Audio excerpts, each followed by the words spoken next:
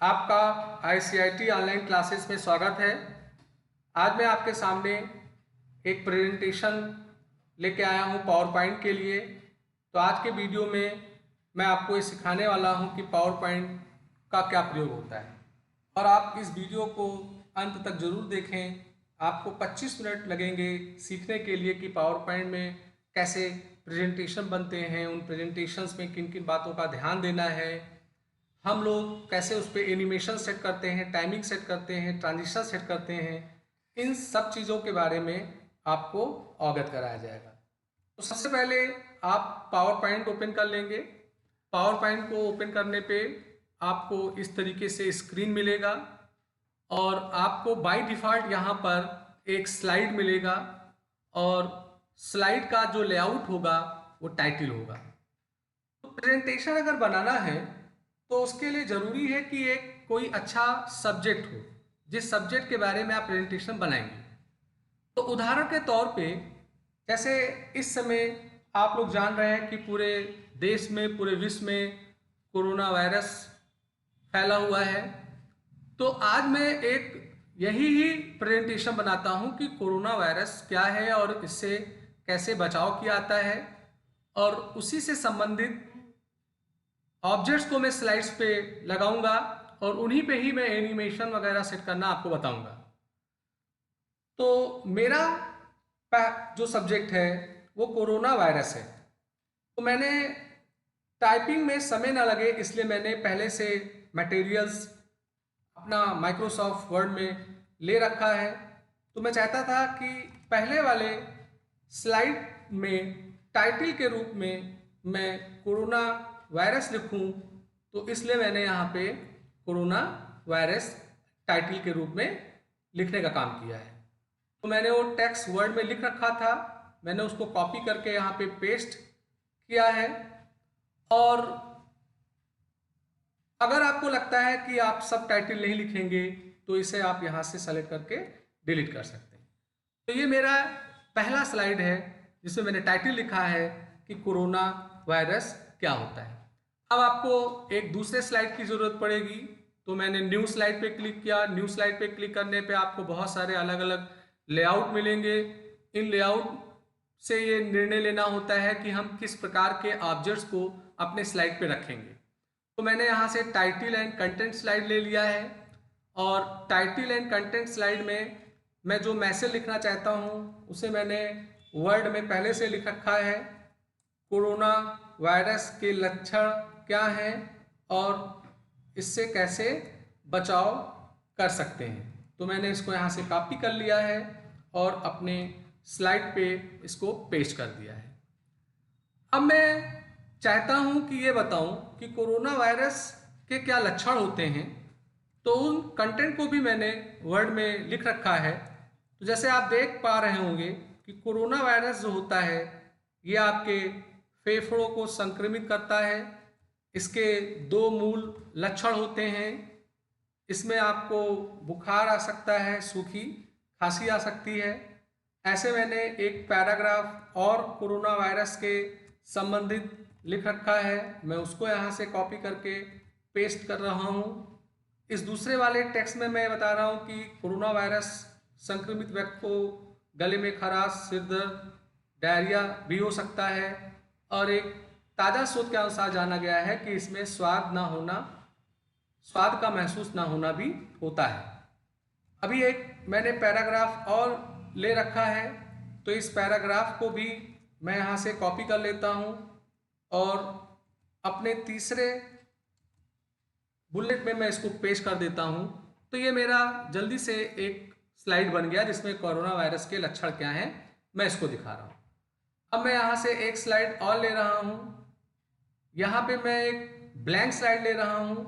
Blank slide इसलिए ले रहा हूँ क्योंकि मैं इसमें एक पिक्चर दिखाना चाहता हूँ कोरोना वायरस से रिलेटेड। तो पिक्चर को स्लाइड में इंसर्ट करने के लिए मैं इंसर्ट में जाऊँगा, मैं पिक्चर टूल पे क्लिक करूँगा। पिक्चर टूल पे क्लिक करने पे आपके जहाँ भी पिक्चर हैं उनका लोकेशन आप सेलेक्ट करेंगे, और लोकेशन सेलेक्ट करने के बाद आप जिस भी पिक्चर को इंसर्ट करना चाहते हैं वो आप यहाँ से सेलेक्ट करके इंसर्ट कर सकते हैं। तो मैंने यहाँ पर एक पिक्चर इंसर्ट किया है। अब मैं एक और स्लाइड बना लेता हूँ और इस स्लाइड में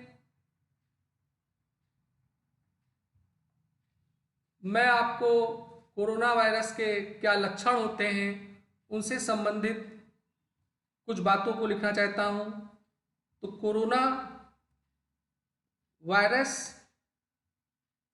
के लिए 3 जरूरी बातें हैं, ये आपको करना चाहिए। चूंकि ये हिंदी का फॉन्ट था इसलिए यहाँ पे इंग्लिश में दिख रहा है, तो मैं यहाँ इसे हिंदी में कन्वर्ट कर लेता हूँ। अब मैं कोरोना वायरस से संबंधित 3 अहम बातों को बताना चाहता हूँ कि हम लोग इससे कैसे बचाव करें। तो इसके लिए मैं पिक्चर में जाऊँगा और पिक्चर में मैं एक पिक्चर दिखाना चाहता हूँ।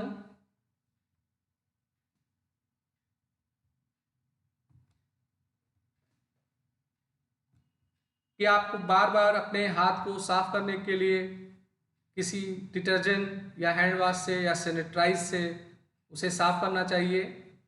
अब मैं एक दूसरी पिक्चर और इंसर्ट करना चाहता हूँ।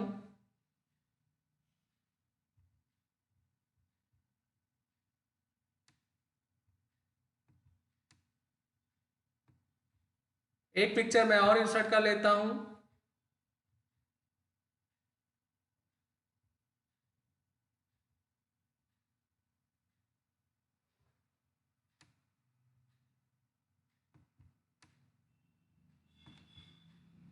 तो इस तरीके से मैंने ये 4 स्लाइडें बना ली हैं।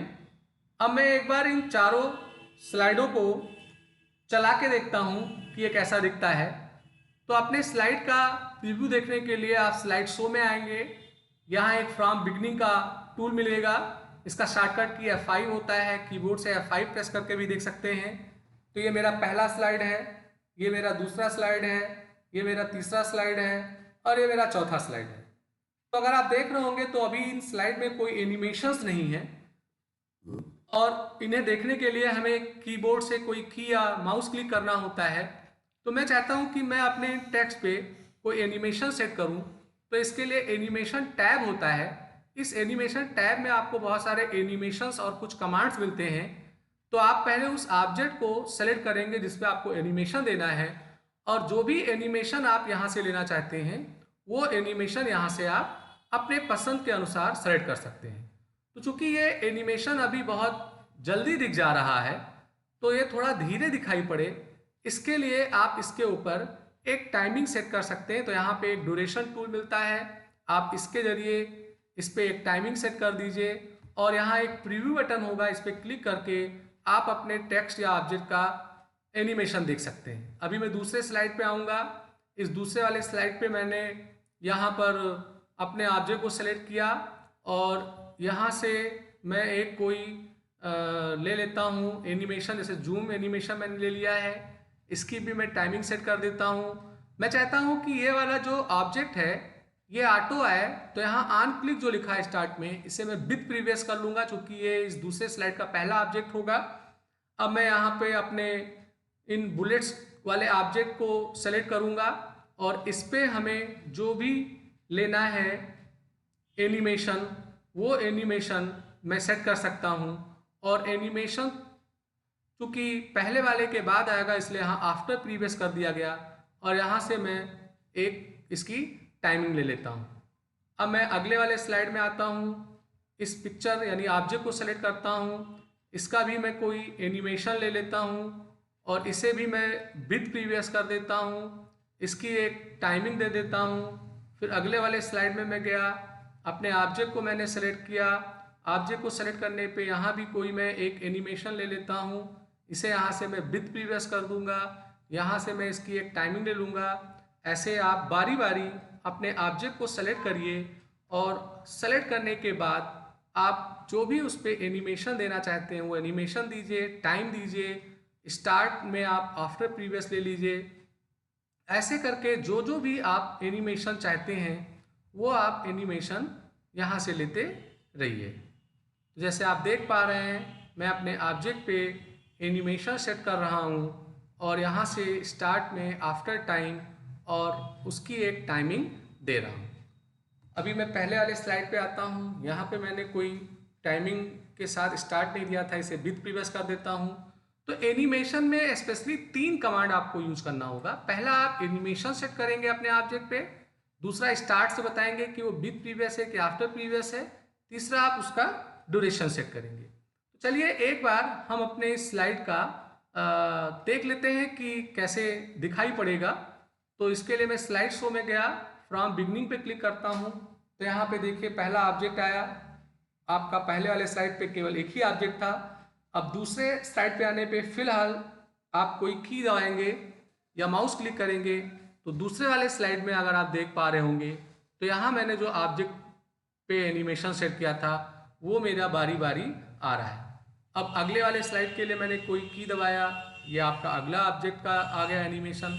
तो फिलहाल अभी एक दिक्कत हो रही है कि एक स्लाइड से दूसरे स्लाइड पे जाने के लिए आपको कीबोर्ड से कोई की दबाना पड़ रहा है या माउस क्लिक करना पड़ रहा है।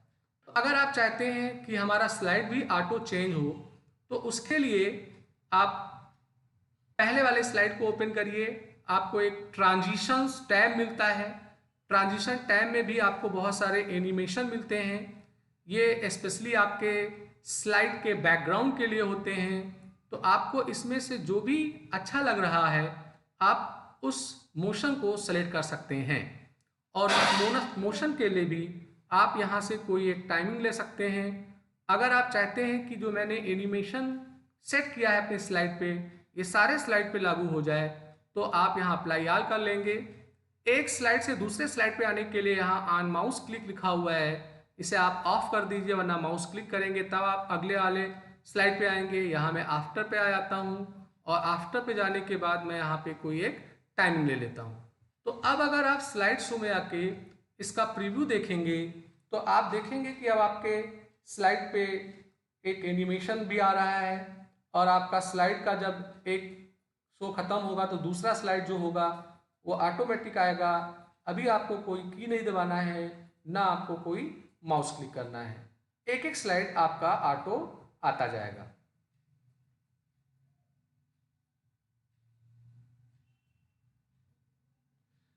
ये अगला वाला स्लाइड ऑटो नहीं आया है, इसके लिए लगता है कि अप्लाई ऑल वाला जो मैंने कमांड चलाया था वो इस पे लागू नहीं हुआ है। तो यहाँ अप्लाई ऑल कर लेते हैं।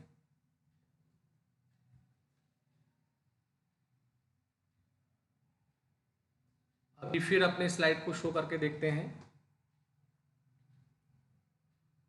तो आप जैसे देख पा रहे होंगे आपके स्लाइड्स के सारे ऑब्जेक्ट नज़र आ रहे हैं और आपका दूसरा वाला स्लाइड ऑटोमेटिक स्टार्ट हो रहा है। उसके ऑब्जेक्ट उस एनिमेशन में दिख रहे हैं, उतने टाइम में दिख रहे हैं जो आपने सेट किया था। अभी आपका तीसरा वाला स्लाइड देखिए अब ऑटो आ रहा है, इसमें आपकी पिक्चर एनिमेशन के जरिए दिख रही है। और आपके जो लास्ट स्लाइड हैं, चौथे स्लाइड हैं, वो अब आपके सामने उपस्थित हो रहे हैं। और मैंने जो अपने पिक्चर पे एनिमेशन सेट किया था उस एनिमेशन के जरिए ये दिख रहा है। अब एक थोड़ा सा हमारे प्रेजेंटेशन में एक कमी है कि हमारा एनिमेशन जो है वो अभी ब्लैक एंड वाइट दिख रहा है। आप अगर चाहते हो कि इस पर हम कोई थीम्स लगा दें, डिज़ाइन लगा दें जिससे इसका बैकग्राउंड अच्छा दिखने लगे, तो आपको यहाँ पे डिज़ाइन का टैब मिलता है और इस डिज़ाइन के टैब में जाके आपको बहुत सारे थीम दिखाई पड़ेंगे। तो जो थीम आप यहाँ से सेलेक्ट करेंगे अगर आप देख पा रहे होंगे तो वो आपके प्रत्येक स्लाइड पे इस तरीके से लागू हो जाएगा।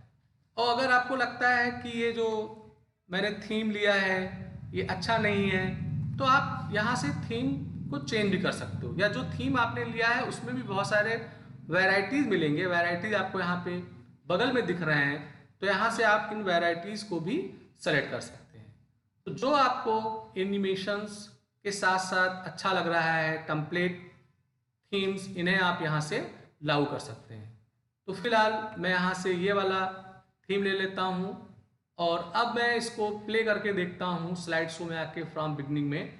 तो अभी अगर आप देखो तो अब आपका जो प्रेजेंटेशन है वो काफ़ी बेहतर दिख रहा है। इसमें आपके बैकग्राउंड और फोरग्राउंड का एक डेकोरेशन भी है।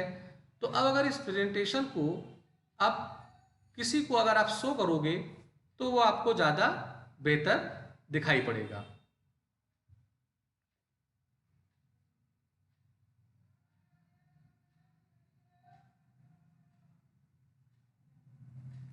तो इस तरीके से मैंने आपको समझाया कि आप कैसे अपने स्लाइड को डेवलप करेंगे। जब भी कोई आप अच्छा प्रेजेंटेशन बनाएं तो एक विशेष बात का ध्यान रखें कि आपका जो प्रेजेंटेशन हो उससे रिलेटेड कुछ पिक्चर्स आप पहले डाउनलोड कर लें, उसके कंटेंट आप कलेक्ट कर लें।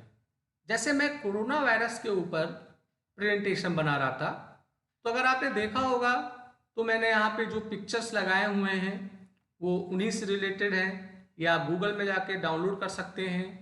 आपका कंटेंट भी जो हो वो उसी सब्जेक्ट से रिलेटेड होना चाहिए। और एक गुड प्रैक्टिस है कि कोई भी प्रेजेंटेशन बनाया जाए तो उसमें कम से कम 10 से 12 स्लाइडें ज़रूर हो, क्योंकि मुझे यहाँ जल्दी में आपको दिखाना था कि प्रेजेंटेशन कैसे बनता है, इसलिए मैंने फिलहाल 4 स्लाइड ही लिए हैं। अभी मैं फिर इसका प्रीव्यू करके देख लेता हूँ। तो दोस्तों, जैसे आपने देखा कि मैंने एक प्रेजेंटेशन बनाया और इस प्रेजेंटेशन को बनाने में फ़िलहाल मुझे लगभग 20 मिनट लगे, और इस 20 मिनट में मैंने आपको प्रेजेंटेशन बनाना, उस पर एनिमेशन सेट करना, उस पर टाइमिंग देना, उस पर ट्रांजिशन देना, उस पर थीम लागू करना, ये सारी बातें मैंने बताई। अब हमारा जो पावर पॉइंट है उसमें मुख्य रूप से यही ही बेसिक चीज़ें हैं जिन्हें हमें अपने प्रेजेंटेशन में यूज करना चाहिए। हालांकि आपके पावर पॉइंट में कुछ और भी कमांड्स हैं जो काफ़ी अच्छे हैं, वो मैं आपको अगले क्लास में दिखाऊंगा। तो आज का जो क्लास है यहीं समाप्त होता है। अगर आपको हमारा प्रेजेंटेशन वीडियो अच्छा लगा हो तो आप हमारे वीडियो को ज़रूर लाइक करिए, और ये वीडियो अगर आप किसी को शेयर करना चाहते हैं तो शेयर बटन